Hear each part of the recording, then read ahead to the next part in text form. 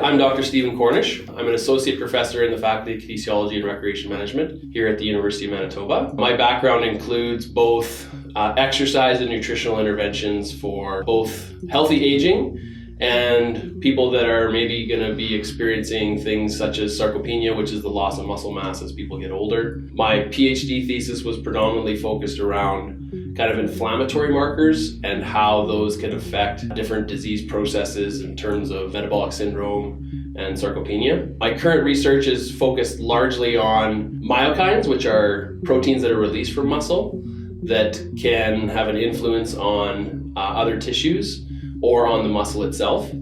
And currently I've just published, in 2019, a couple years ago now, I guess, I published along with some colleagues at some different universities a couple of review articles on creatine. My master's thesis was on creatine supplementation in ice hockey players. And then we've done a couple studies on creatine in relation to performance enhancement that it can do in terms of lifting weights in the weight room, as well as a study looking at the anti-inflammatory potential of creatine in knee osteoarthritis patients. We did show an effect with resistance training.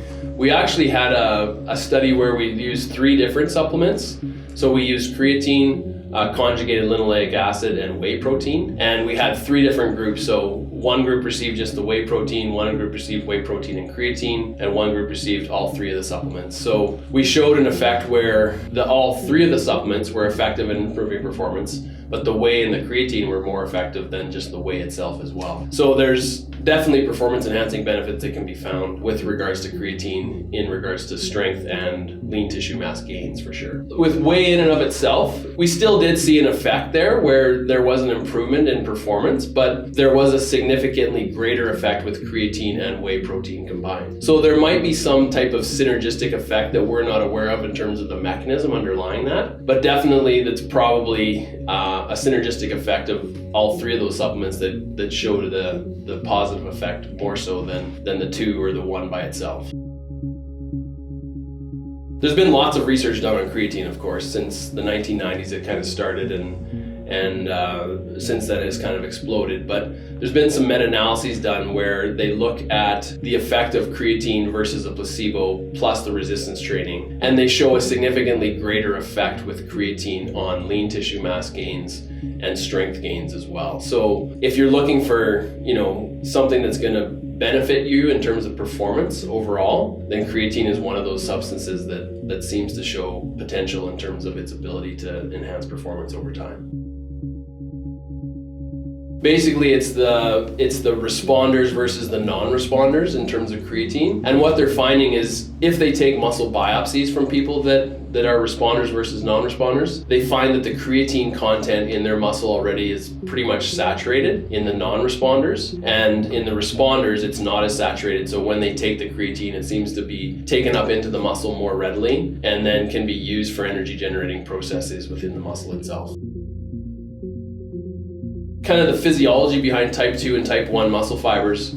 The type 1 are the slow oxidative types of muscle fibers that typically are used for endurance type activities such as cardiovascular exercise or aerobic exercise. And the type 2 muscle fibers are those fast twitch, highly explosive type of muscle fibers that are activated more so when you're doing sprinting type activities or resistance training activities that are with heavy loads, those types of things. So there does seem to be some suggestion that creatine might be more beneficial in the sense of enhancing those type 2 muscle fibers in the sense that it provides the energy source that they need to be able to contract more forcefully.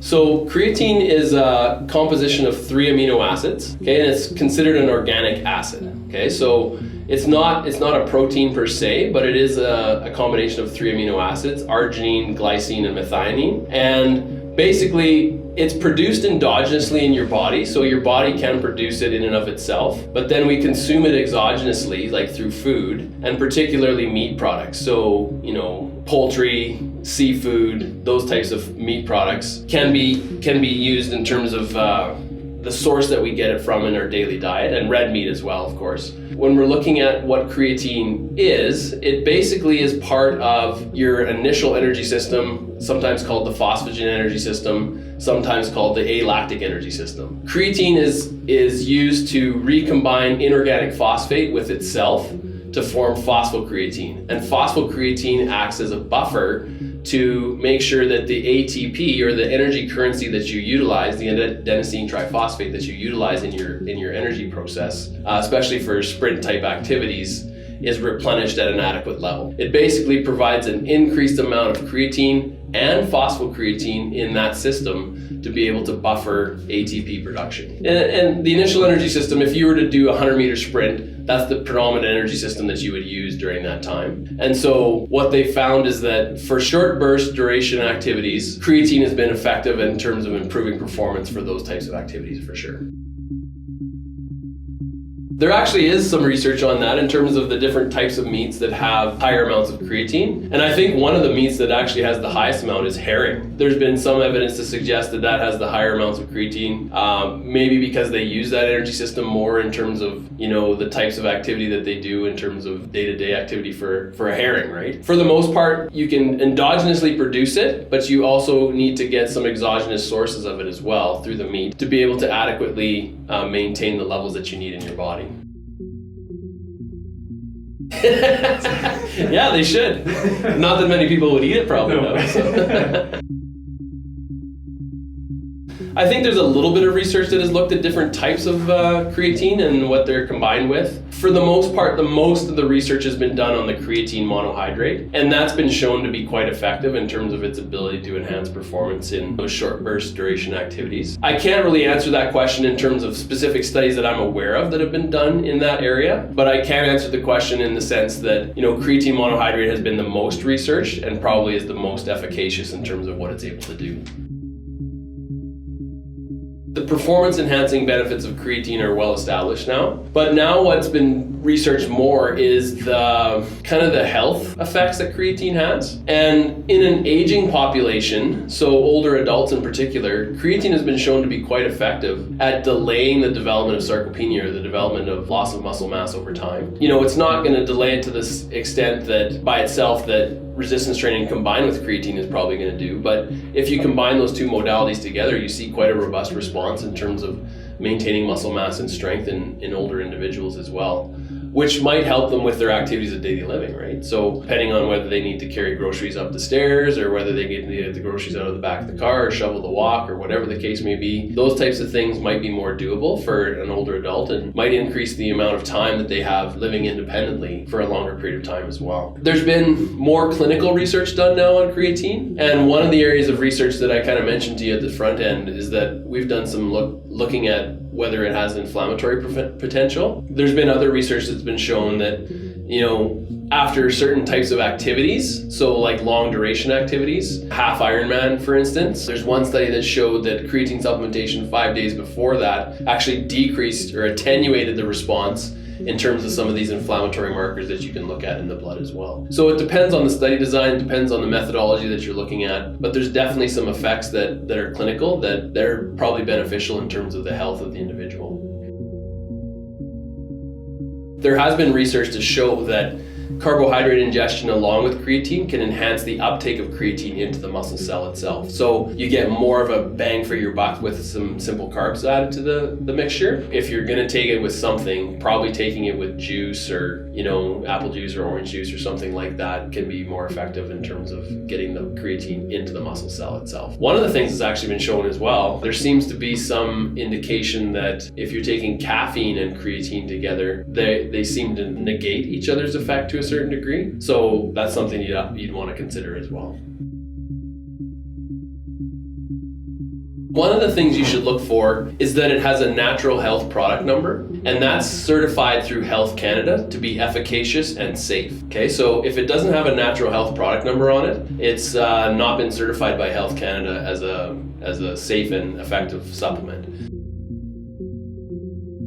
There's two methods that you can go about using creatine. So one is to use a loading phase, and usually you use about 20 grams per day, broken down into 5-gram doses 4 times throughout the day. And you'd usually use that loading phase for 5 to 7 days, and then you'd go on to what they call a maintenance phase. So a maintenance phase is usually about 3 to 5 grams per day, and there's been research that shows that you could do that extensively for a fairly long period of time as well, and it's still going to have a benefit in terms of probably your performance overall. The other way that you can go about doing is just avoiding the loading phase and doing straight 3 to 5 grams per day. And it'll take a little bit longer probably for your muscles to be saturated with the creatine and then increase their phosphocreatine content as well. But eventually it gets there as well. And it should be over time, like after a month or so, it would be similar to what you did with the loading phase as well. As far as I'm aware, there has been some studies done around the timing of creatine intake, and it didn't seem to matter as to when you took it, as to whether or not it would be effective in terms of enhancing your performance. There wasn't more of an effect after or more of an effect before you would take the creatine, before your workout or after your workout type thing. Typically, like most of the research that's been done has shown no potential negative side effects of creatine use, even over a longer term time period. One of the things that we have to be aware of, though, is that people with different pathologies or different disease processes, especially people with chronic kidney disease, it might be prudent for them to avoid using creatine. I know of one animal study that was done, I believe it was in rats, where they supplemented the animals that had pre-existing kidney disease with creatine, and it actually accelerated the disease process. So there's caution to be said in terms of warranting that. Now, of course, animal physiology and human physiology maybe is not 100% exactly the same, but at the same time, there's caution to be warranted there, I think, in terms of the population that is actually using creatine as a supplement.